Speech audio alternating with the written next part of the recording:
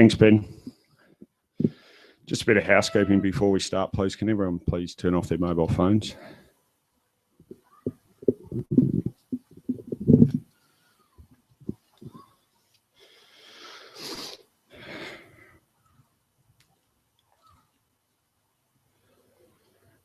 Welcome to the 2016 Emerald RSL Dawn Service.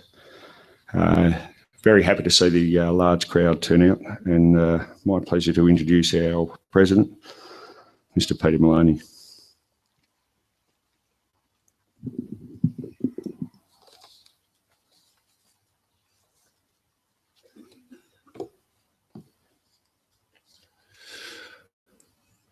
Good morning, Emerald. As you know, my name is Peter Maloney, and I'm the President of the Emerald RSL. And it is on behalf of our members that I welcome you all here today to the 2016 Dawn Service. I cannot see you, but I know you. You bring your own thoughts, feelings, and emotions to this day, and that's how it should be.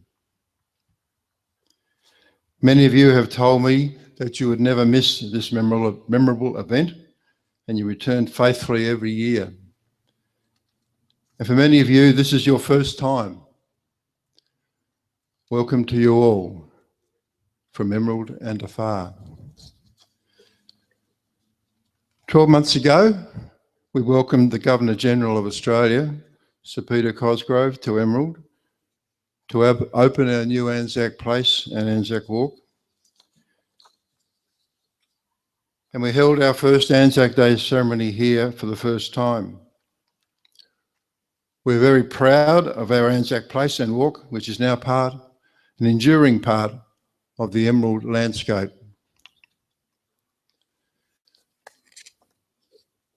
Last year, we reflected upon the centenary of Gallipoli, the Gallipoli campaign. Today, I'm going to speak about the meaning of the word ANZAC and also about the 50th anniversary of the Battle of Long Tan in the Vietnam War. But today, we remember those Australian and New Zealand men and women who died or suffered in the great tragedy of war. Particularly, we acknowledge with respect all the men and women of Emerald who served in many conflicts for our country. On the morning of the 25th of April 1915, Australian and New Zealand troops landed under fire on the beaches of Gallipoli. One of our own, James Edgecombe, actually died on this day in 1915. The 25th of April 1916 was the first anniversary of Gallipoli, when Australian soldiers were in battle in Europe on the Western Front. ANZAC Day services were held for the first time in New Zealand, Australia, the UK, and in the Açores region under the command of General John Monash. At Gallipoli, it was then, and in the violent campaign that followed, that the ANZAC spirit that we commemorate to this day was forged. It is said that there are 6 characteristics that personify the ANZAC: endurance, courage, ingenuity, good humour, larrikinism, and mateship. Qualities we can all relate to and understand as Australians. The elements of this tradition has inspired and offered an enduring example to later generations of Australians and New Zealanders.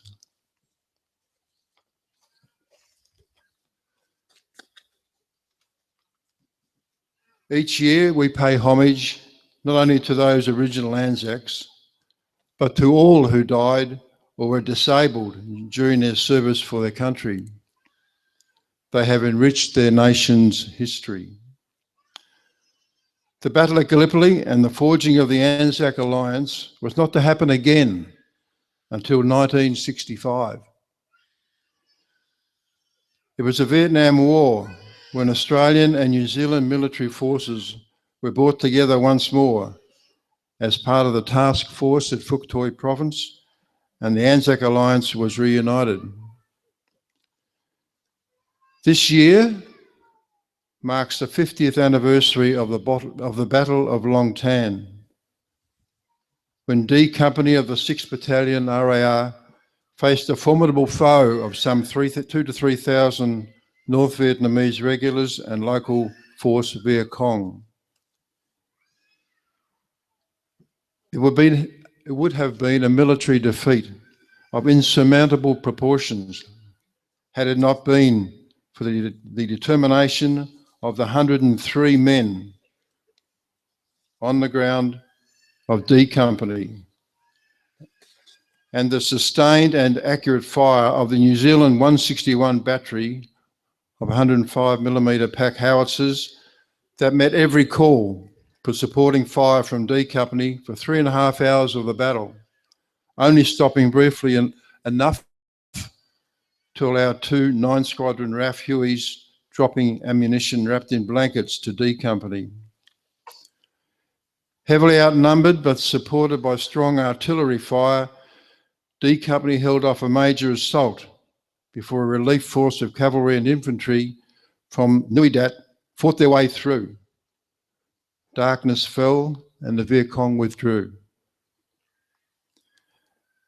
18 Anzacs died and 24 were injured in this battle. Many Viet Cong were killed, hundreds. The battle was seen as a major victory against the Viet Cong. Once again, we have that great ANZAC tradition involving both countries. And today we fly the New Zealand flag as well in front of the RSL. Vietnam was a war that many thought was unwinnable, but that was said with the benefit of hindsight. 50,000 Australians served and 520 died in active service.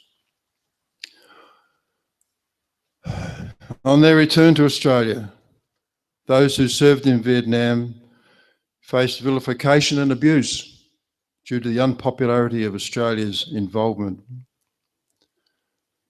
I have to say, even the RSL movement was slow to recognise those who fought for their country in Vietnam. I remember it well. So today, not only do we honour the memory of those Australian and New Zealanders who have fallen in battle, we also share the sorrow of those who have mourned these men and women, and also of all those who have been victims, both physically and mentally, from armed conflicts, and it still continues today in Afghanistan.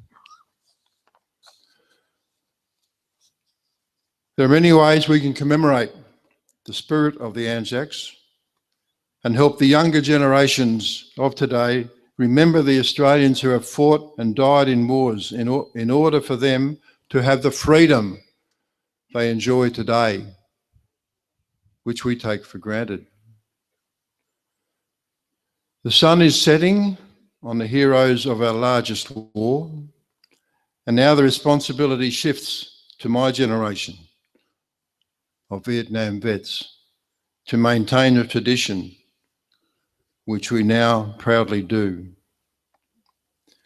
The most moving and traditional way to honour our servicemen and women is to attend a service on Anzac Day, as you are doing today, with your family, friends and veterans who all gather as the sun rises. Thank you for sharing the day with us in Emerald.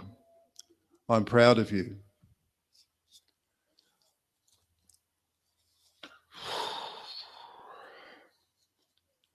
I finished this with a couple of notices. After the service, may I encourage you to walk our Anzac walk and listen to the stories of the lives of the 32 young Emerald men who died in First World War. I can promise you that it will be a moving experience. After the service, the Scouts will be serving their traditional egg and bacon sandwiches, and tea and coffee is available. Later in the morning, you can join Emerald servicemen and community groups in our march, which will commence at 10:30 outside the Cenotaph in Town Central. This will be followed by the morning service here at ANZAC Place. And after that, you are invited to share our hospitality in the club rooms with the footy on TV and 2 up after lunch. With that, a final thank you very much for attending today. Thank you. Thanks, Peter. I'd like to introduce Warrant Officer First Class Robin Bryant, please.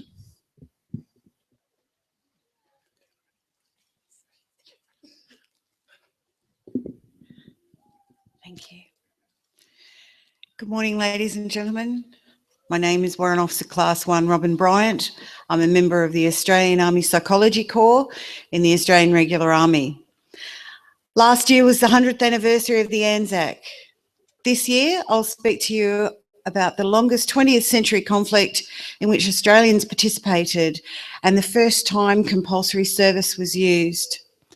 Australia's involvement in the Vietnam War began in 1962. 2016 marks the 50th anniversary of the Battle of Long Tan, as Peter has mentioned. But today I want to talk to you about the Battle of Bin Ba. This occurred on the 6th to the 9th of June in 1969. The battle is commemorated each year by the 5th Royal Australian Regiment in Darwin as one which reinforced the tenacity and bravery and adaptability of the Australian soldier. It took place in a village called Bin Ba, approximately 5 kilometres north of the Nui Dat base. The village was seen as a valuable base in the area by both sides. The battle was unusual in Australian combat in Vietnam as it involved an early example of urban combat instead of jungle warfare. In response to communist attempts to capture Bin Ba, the Australians assaulted the village with infantry, armour and helicopter gunships. The Australians consisted of an understrength Delta Company 5 RAR of just 65 men, a troop of Centurion tanks from the 1st Armoured Regiment, and a troop of armoured personnel carriers from the 3rd Cavalry Regiment. Artillery support was supplied by the 105th Battery Royal Australian Artillery.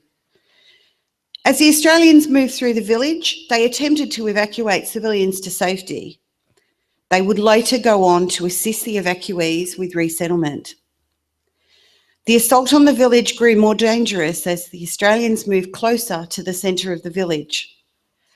They encountered RPG-7s, which took out all but one tank, and air observation now assessed the strength of the enemy forces to be much greater than originally anticipated, with more reinforcements moving up to the battle zone.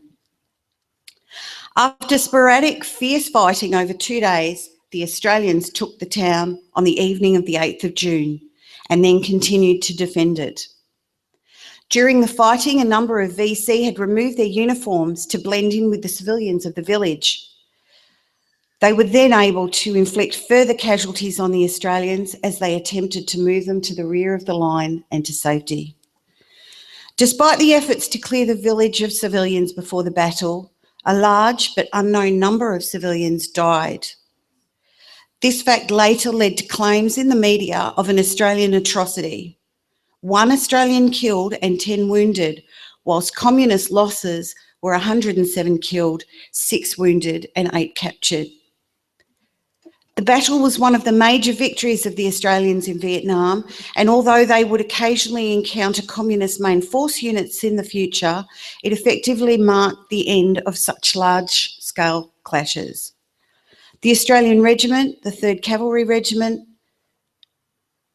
the 1st Armoured Regiment was subsequently awarded the Battle Honour Bin Ba, one of only 5 presented to Australian units during the war. It ranks as one of the major Australian victories of the war.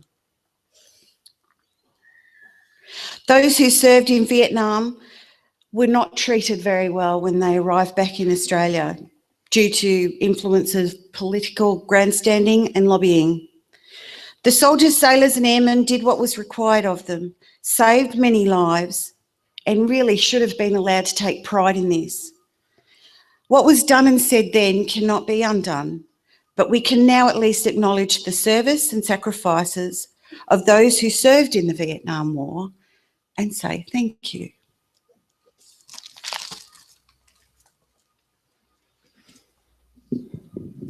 Thank you, Robin. I'd like to call up to the stand now the Emerald Secondary College leaders, Matilda Sinclair and Matisse Bowmanis.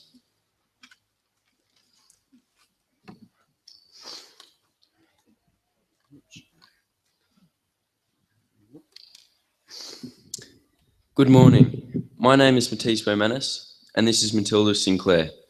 We are both school captains of Emerald Secondary College and would like to thank Matthew Cox for the opportunity to represent Emerald Secondary in remembrance of our history.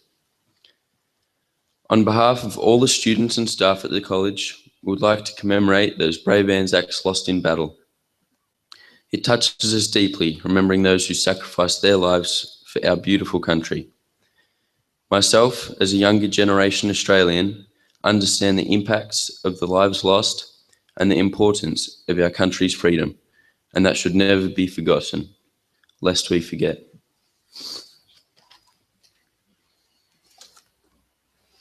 Good morning.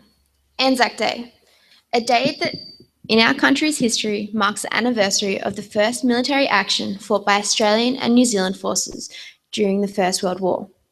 A war that was fought by young men not much older than myself, who became soldiers and took pride in the name that endures to this day as a reminder of the countless souls who lost their lives. A day that commemorates the horrors that 416,809 Australian soldiers faced, and the more than 60,000 of these who were sacrificed so that Australia could remain free, a land of dreams and opportunities.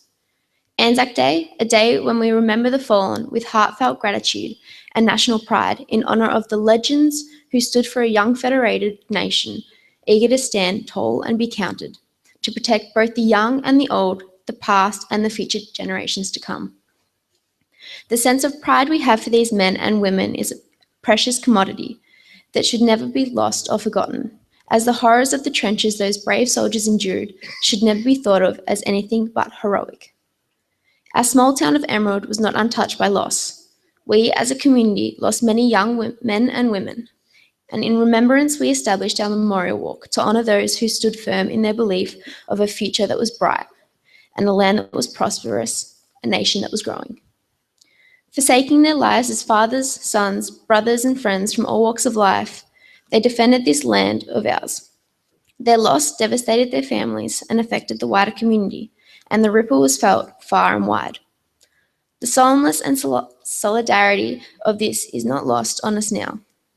The entire community was and is impacted by the giving of their lives, their sacrifice, and the significance of their actions. After all, they, together with the hundreds and thousands who fought side by side in the name of our proud nation, deserve to be remembered as part of our history and heritage.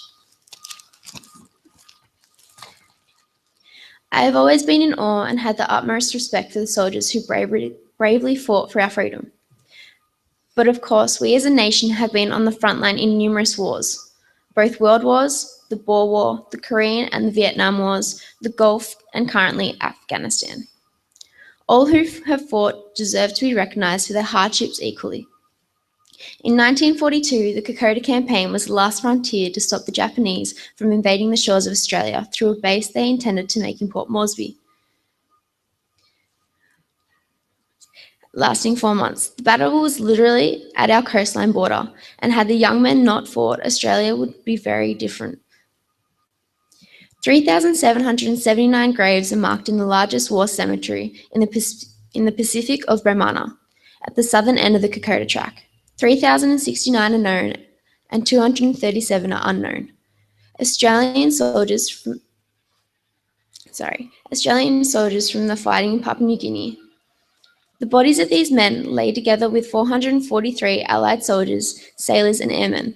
Despite the Japanese army being large in number and fully trained, they were stopped by a force of Australian men who had been labelled soldiers, yet had poor training, were small in number, had limited food and ammunition supplies, and little physical strength endurance, but had the sheer will, determination, and spirit that was too strong to be ignored. Banding together, these brave souls stood in the path of the Japanese in the protection of their nation and all that it aspired to be. The Australian battalions were made up of ordinary young men, aged predominantly 18 and 19, who had been called upon to complete their national service. They united in the defence of their country and pride of their homeland. Not only did these brave men keep Australia safe and free from the grasp of the Japanese, who asserted themselves as the superior being, but they fostered hope and boosted the Australian pride, and ultimately provided the Australian people and the many generations to come with the greatest gift: the gift of choice, the gift of democracy, and the gift of freedom. As stated by the Kokoda Youth Foundation Kokoda Story, working together, looking out for each other, and showing commitment to a task that at first seems impossible suddenly becomes achievable, expresses the sentiments of mateship so often displayed on the battlefield and installed in each of us today. Last year, I was honoured and privileged to be chosen as a member of the team to trek the 96 kilometres from Owers Corner, 50 kilometres east of Port Moresby, across the rugged and isolated terrain on the Kokoda track, and finishing at the village of Kokoda. A track that reaches a height of 2,190 metres as it passes around Mount Bellamy and drops to a low point of 300 metres at the creek. A track that saw us crossing fast-flowing streams on slippery log bridges and scaling tree root covered steep inclines with hands and feet. It is a track that offers spectacular views from narrow crests before it falls into deep, dark gorges where the thick green vegetation blocks out the daylight. The journey I took was amazing, powerful, enlightening, and more than anything, difficult. I was overwhelmed by the gravity of the location and the physical challenges. The Kokoda track is both a beautiful and dangerous icon that holds so many secrets and so much anguish and sorrow. Having experienced the reality of the track, knowing firsthand the physical demands and the emotional tolls, it is difficult to comprehend how the battalions of men survived the torrential rains, bunking down in the trenches beside the trail, trudging through the muddy terrain while surviving the threat of tropical disease and hot humid days and intensely cold nights. As we moved along the track, the camaraderie of our group grew. The mateship was solid, just as I imagined it was for them in the course of battle. The reality of the track's history, still very much alive as we passed through trenches and past rusted weapons, it also opened my eyes to a small slice of the truth from the past. And as I silently stood at the top of Brigade Hill, giving thanks and showing appreciation for the men who faithfully accepted the duty that often meant death, it was emotionally confronting and literally beyond challenging physically to trek the... Sorry.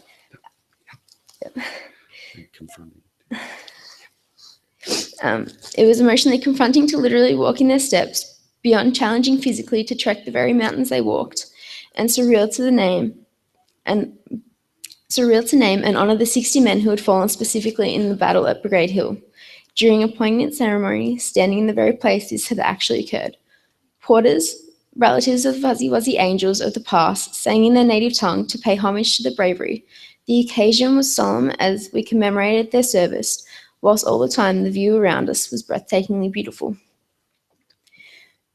The surrounding mountains maintaining the shroud of secrecy from an era past, and there was not one person in our group who was not touched by this. For me, shivers ran down my spine, the catch of my breath in my throat, and tears were trailing on our faces. We may be young, but the full force of these events dramatically impacted, and the force with which they hit have truly made me feel blessed for what we have.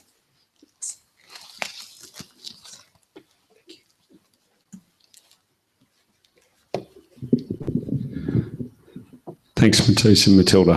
Very stirring. I'd like to call up the Emerald Primary School captains, Mitchell Gottschalk, Jade Port, and the vice captains, Lawson and Mackenzie Cox.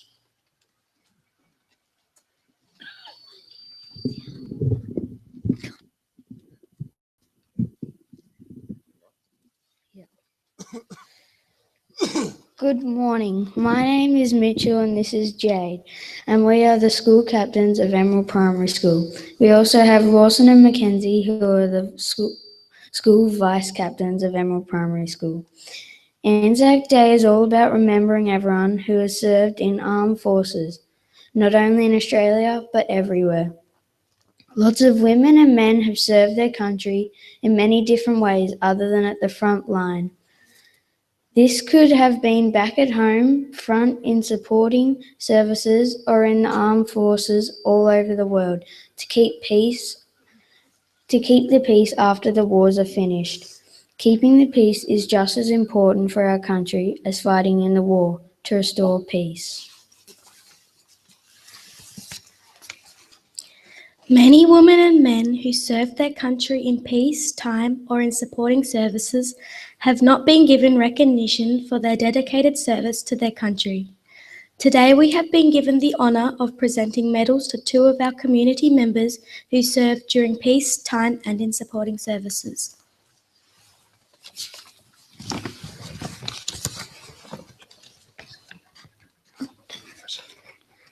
Service number 403197, Senior Aircraftsman George Herbert Pryke, enlisted into the Royal Air Force in the United Kingdom on the 5th of July 1948 as a trainee electrical assistant.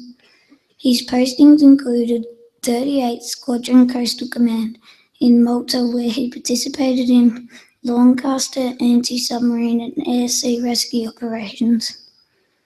Ferry Command in Libya, where he was engaged in servicing all types of aircraft, including Vampire fighter planes. Transport Command 31 Squadron at Hendon, United Kingdom. In addition, he also spent time in the Northern Ireland, Palestine, and Egypt. His work reported at all times has been first class and of such a nature and finish that he could be left to do any task free for supervision.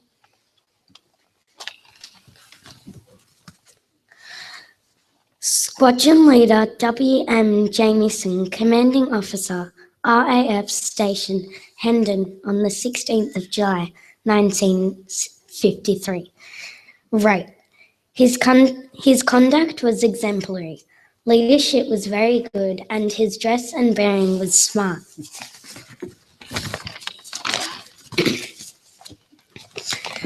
Senior Aircraftman Pryke discharged from the RAF on the 17th of August 1953 and departed for Australia as a 10-pound POM, where he arrived in 1954. Today, he is awarded the Veteran Star in recognition of service in the Royal Air Force and to acknowledge sacrifices made during peacetime operations.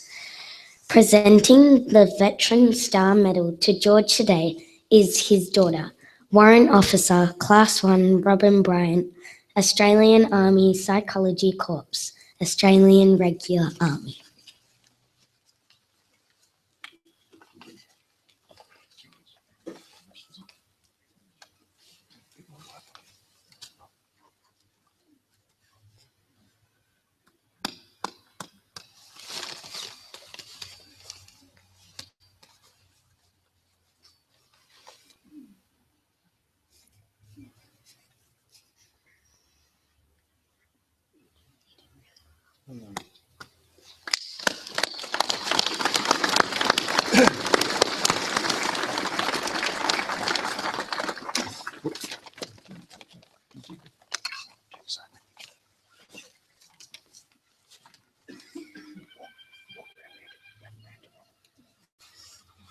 Jack Hewitt was born on the 3rd of September 1923. War was declared on Jack's 16th birthday. Jack worked at the West Yorkshire Bus Company as a diesel fitter, so this was classed as an essential service in the wartime, and therefore Jack was not conscripted to national service. Instead, Jack was recruited to the National Fire Service. In this role, he was called out to many fires caused by air raids and also to many fires at the close-by airfields when Bomber Command planes returned from bombing raids over Germany. Some of these planes crash-landed and required the National Fire Service. Jack certainly contributed to the war effort, but was very modest about his achievements. Jack Hewitt passed away on the 11th of April 2016 and did not know he was being presented this voluntary service medal. Presenting the Voluntary Service Medal to Jackie Jackman, who is Jack Hewitt's daughter, is Warrant Officer Class 1 Robin Bryant, Australian Army Psychology Corps, Australian Regular Army.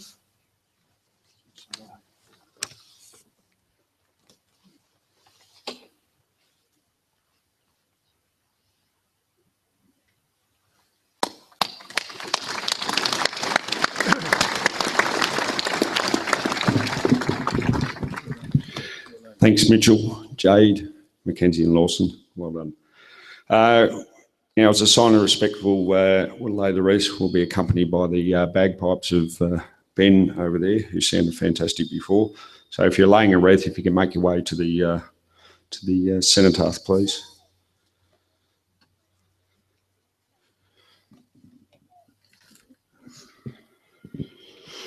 For the Emerald RSL, the President, Pete Maloney.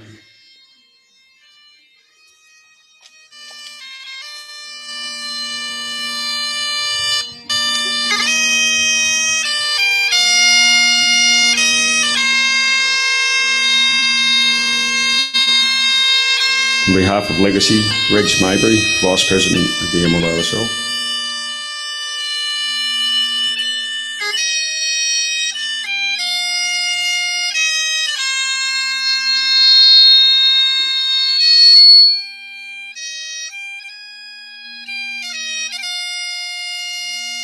SES Emerald, Dale Franklin.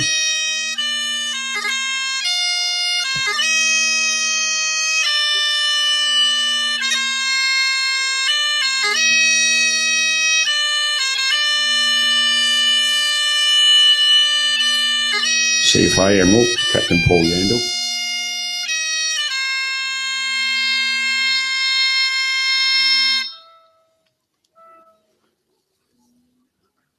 CFA Clematis, Jared Miller.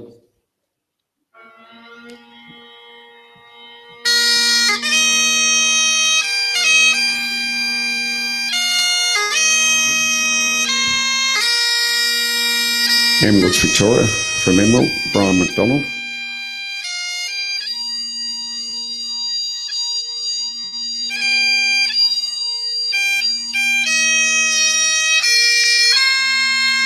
State Member for Gembrook, Mr. Brad Batten.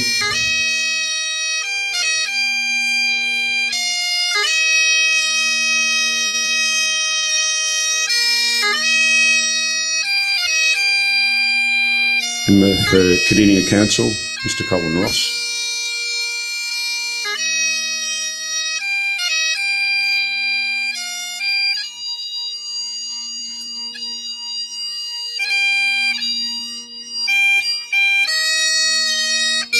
Emerald Secondary College, Principal Jodie Dobell, Gillian Doherty and Jamie Hall. Matisse Bomanis and Matilda Sinclair.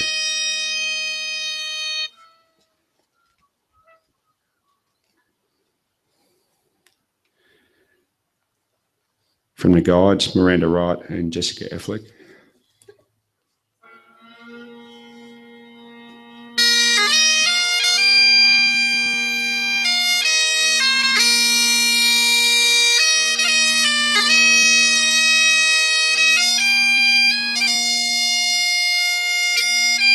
From the Scouts, Ruby and Ted.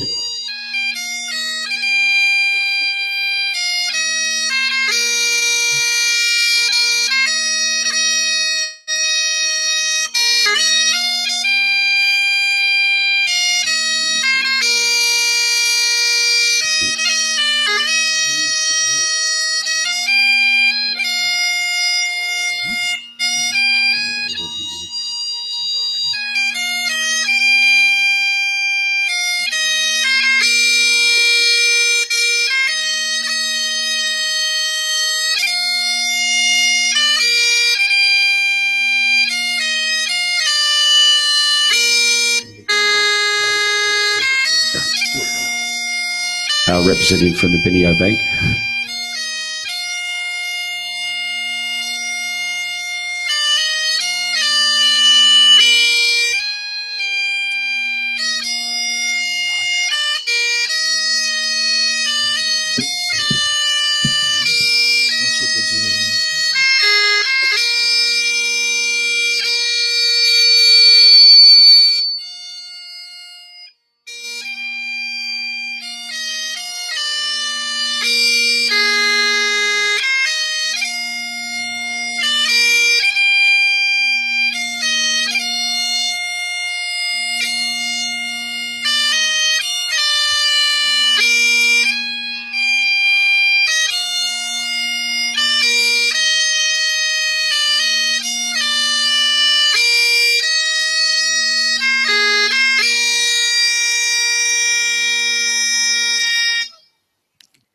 Thank you, Ben. I'll now get the President of the Emerald RSL people only to recite the ode.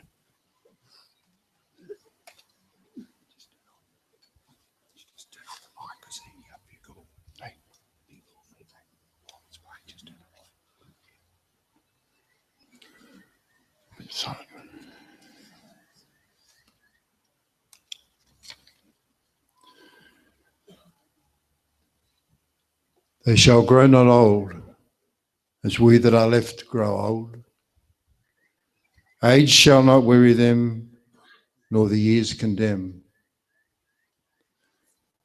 At the going down of the sun and in the morning, we will remember them.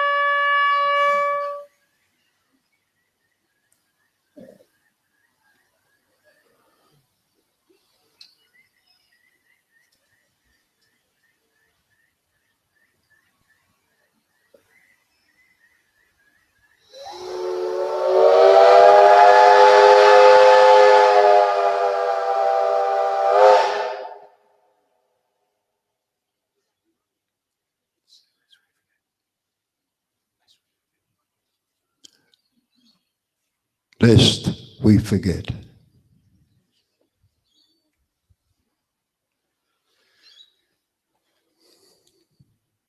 I'd like to call Suzanne Frisk up to sing the national anthem, please.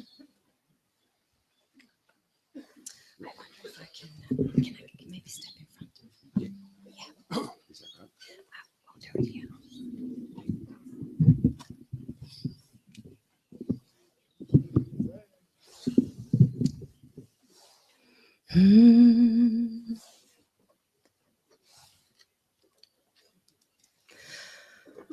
Australians, oh, let us rejoice, for we are young and free.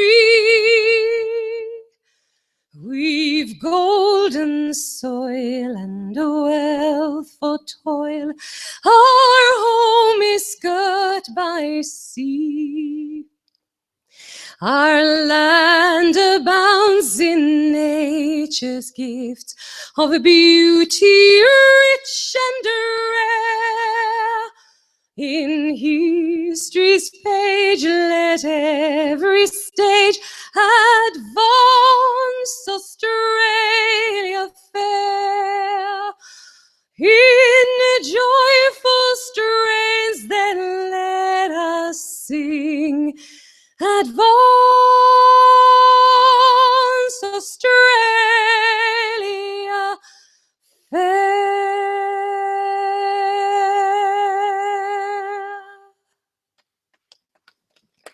Thank you.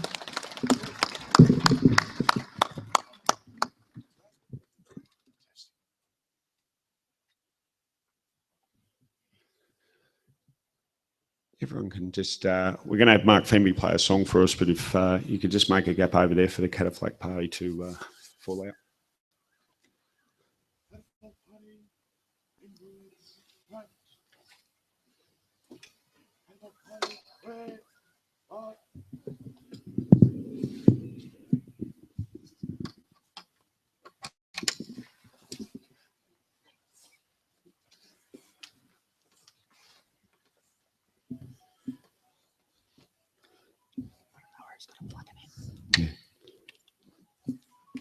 Gary, if you're there, we're just needing a lead to plug Mark's guitar in.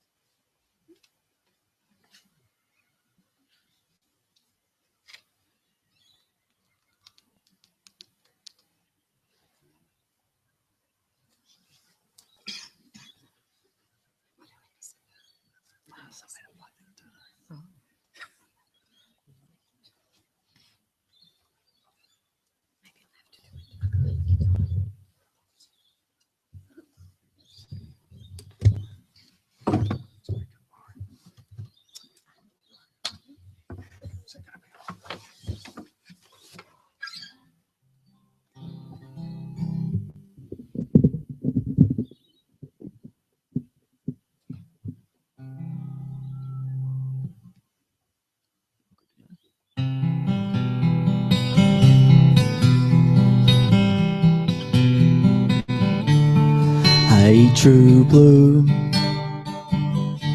don't say you're gone.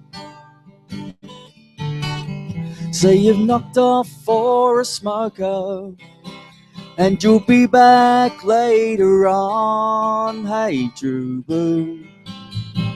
Hey, true blue, give it to me straight, face to face.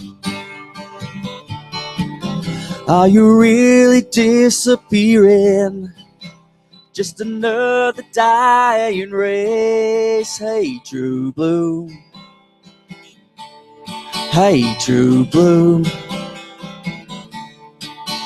True blue.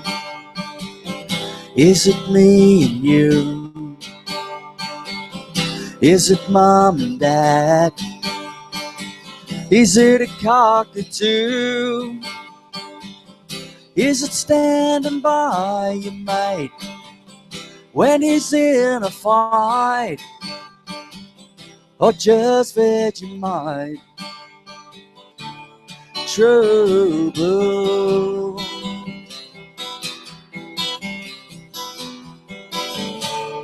Hey, true blue, can you bear the load? Will you tie it up with wire just to keep the show on the road? Hey, true blue. Hey, true blue. Now be fitting them. Is your heart still there? If they sell a soft like sponge cake, do you really care? Hey, true blue. Hey, true blue. True blue. Is it me and you? Is it mom and dad? Is it a cockatoo? Is it standing by your mate when she's in a fight? Or just Vegemite? True blue.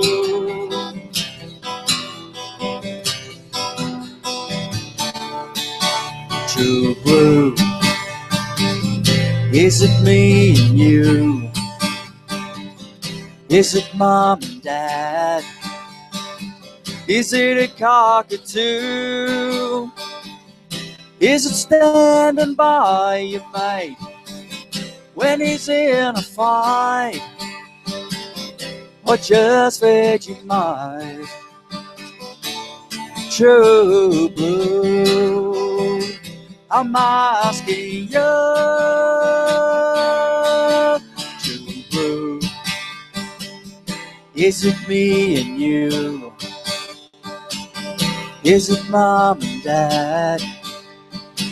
Is it a cockatoo? Is it standing by your mate when he's in a fight? Or just Vegemite?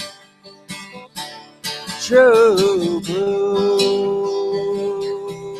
True blue.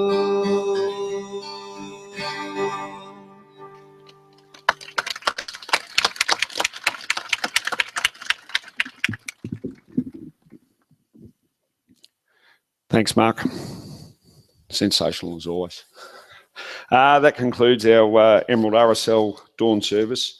Reminder that the Scouts are cooking eggs and bacon. There's a coffee truck over there. And the march at 10:30, meet up at the Commonwealth Bank. March here for the 11 o'clock service for the rest of the day's activities. Thank you very much.